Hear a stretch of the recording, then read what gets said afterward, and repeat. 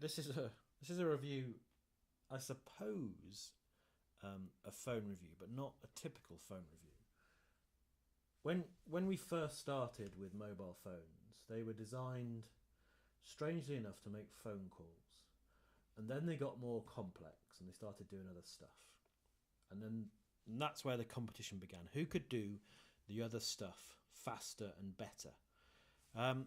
Now, for me, the winner of kind of that race had always been HTC, and I suppose once the Android iOS battle had been won in my mind by Android, it's then what phone do you choose to have your Android on?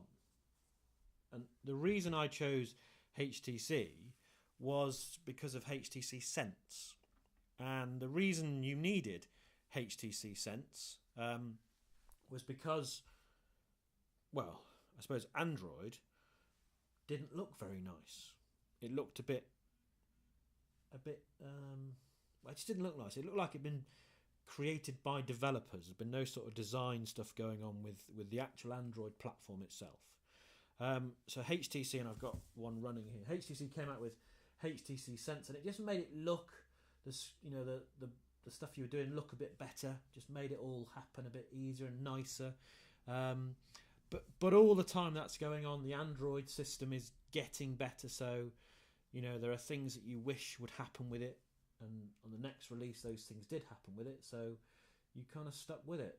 Now, as we kind of moved on, as we started doing more, so this is an Android, I think a 1 Mini, and this is one my wife had, but I had it from her when she didn't get on with it, because my old HTC was getting a bit slow, and the option to replace this was massive.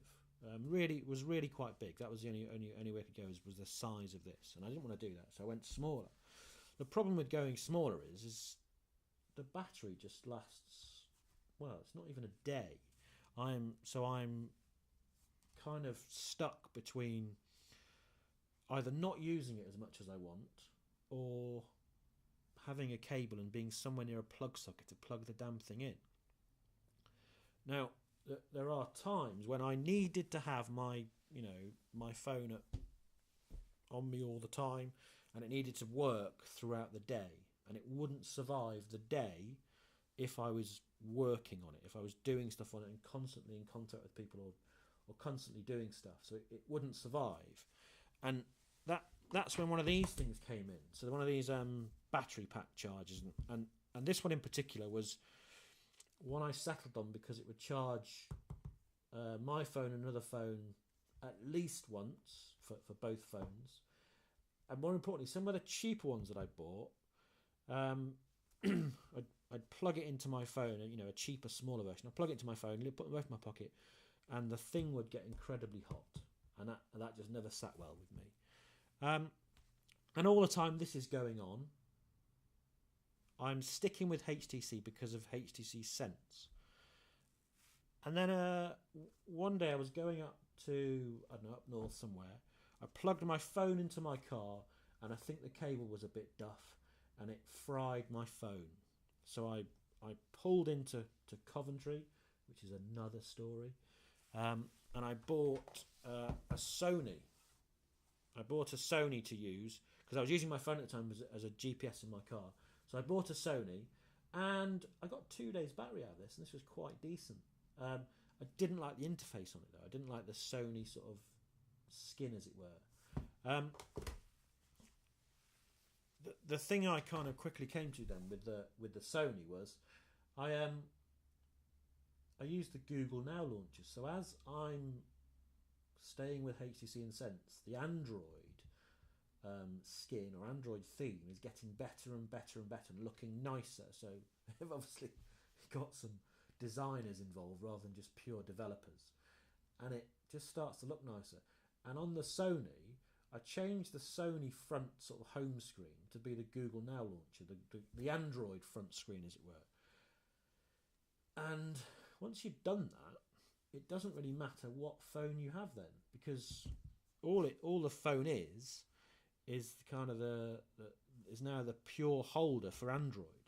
There's nothing else. There's other bits of functionality, NFC and stuff, and what version of Bluetooth and stuff is using. But in essence, the phone make is kind of irrelevant.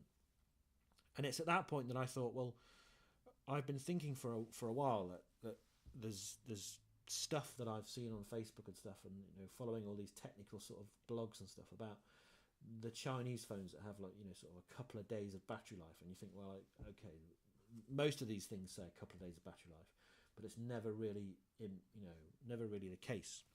And then there's somebody, a Facebook friend of mine posted about the I think you pronounce it Oukitel or something, about this this fairly large phone with a fairly large battery, and using numbers that I understand because of my USB battery charger that I take with me, and I'm thinking that's quite a decent battery on a phone, and it's on Amazon, and it was really quite cheap. It wasn't too much, so I bought it as kind of a test, and this is it here, and as you can see, it really is quite big.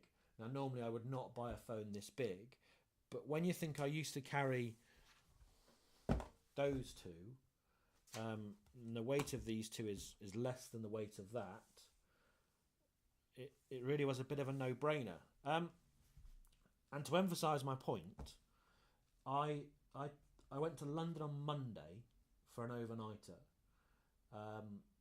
So Monday night in the room, I plugged my phone in. So Monday morning, woke up with a full charge. Tuesday morning, woke up with a full charge, and it included GPS from London to home, so a 2.5 hour journey, and I haven't charged this since. So this was last charged, came off charge at about 8 o'clock Tuesday morning, and I'm not sure if you can see that, but this phone is still on 50%, and I'm not on it constantly, but I'm on it enough to say that it does its job. So the phone is still on 50%, and it's Friday. So came off on Tuesday morning. It's now Friday. So this isn't a brilliant phone. So the GPS went in London. So if you can imagine, we're in London, and there's lots and lots of streets together. When you're sat still, sometimes the GPS has problems acquiring exactly where you are, and it might suddenly jump you into the next street. So to qualify that, I'm a bit annoyed about the GPS on my mobile phone. Okay, now I rely on the GPS on a phone, and I think the only other GPS I own is one for my bike, because these aren't particularly waterproof. But yeah, that was my only real bugbear with it. And the reason I can do this is because Google has got better, and Google looks nicer. Pure Android looks nicer than it has done before. So the phone was kind of relevant. Now you can get a smaller one of these with a smaller phone, slightly smaller battery. But the other issue that kind of it solved for me is that the Sony phone and the HTC. So this was my personal phone, and this was my work phone, and this is dual SIM, so I could put them both in there if I wanted to. So I don't have to carry those two phones with me anyway, because normally I'd carry the two phones and that battery pack. And this does both of it. The only concern is that it's a kind of an unknown entity to me. I mean, it could be sending my details to the Chinese government. I don't think they'd care, but it could be. So it seemed like a bit of a no-brainer, and I'm still in its corner. I'm still thinking that there's no reason why I should. It hasn't failed me yet. I'm not sure what other people think about it, and if anyone's got the smaller one, quite nice to know about that. And likewise, the only thing I found with it so far is the GPS is a bit ropey. But other than that, I'm more than happy to ditch this lot for that.